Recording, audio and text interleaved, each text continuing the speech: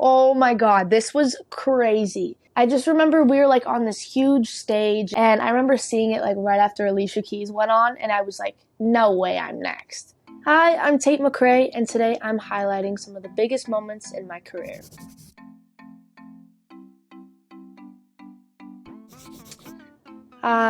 There were a lot of highlights on So That You Can Dance. I think one of the biggest things was being on live TV when I was 12.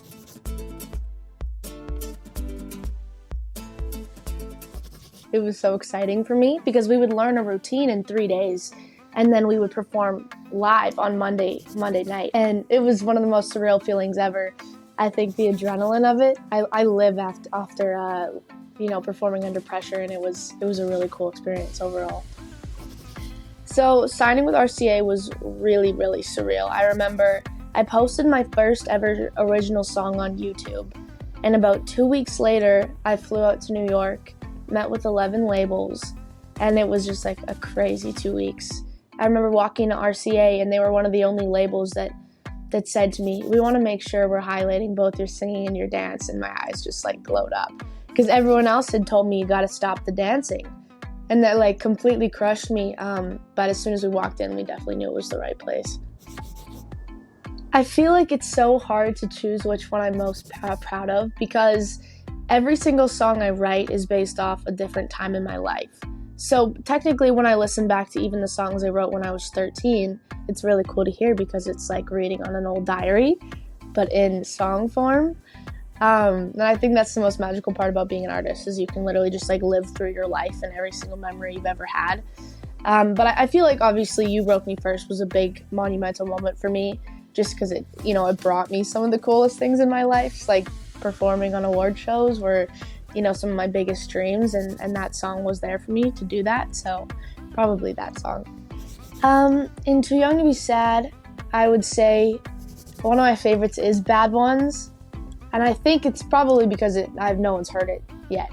Haven't shown it to barely anyone, and I feel like it holds such a special place in my heart because it's relived so many lives. Like I wrote it about 1.5 years ago, and it's constantly been like in my ear, and I never really know when to release it and when the perfect moment was, but to release it with this EP, it feels so perfect. So I think this is going to be the most exciting one to release for me. And also it's been, it's when you sit on something for so long, it's going to feel good to actually get it off your back.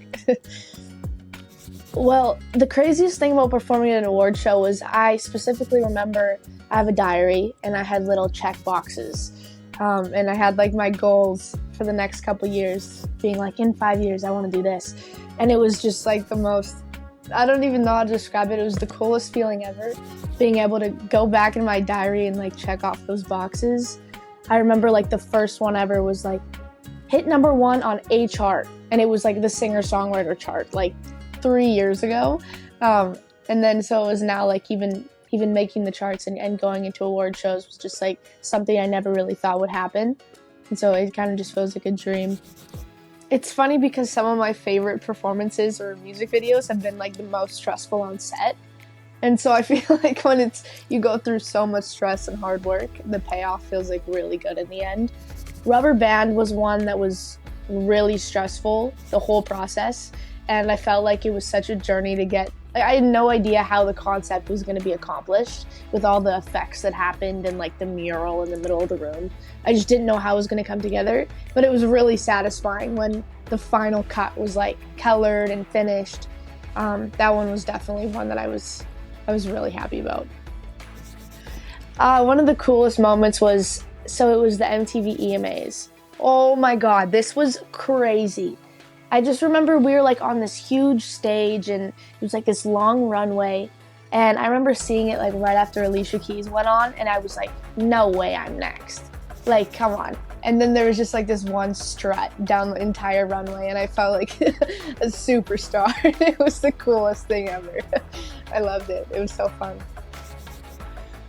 I mean, the crazy part is that throughout this pandemic, I haven't been able to write or see that many artists. The only collab I've like really officially put out so far has been one with Ali Gady, and it was weird because it was over Zoom.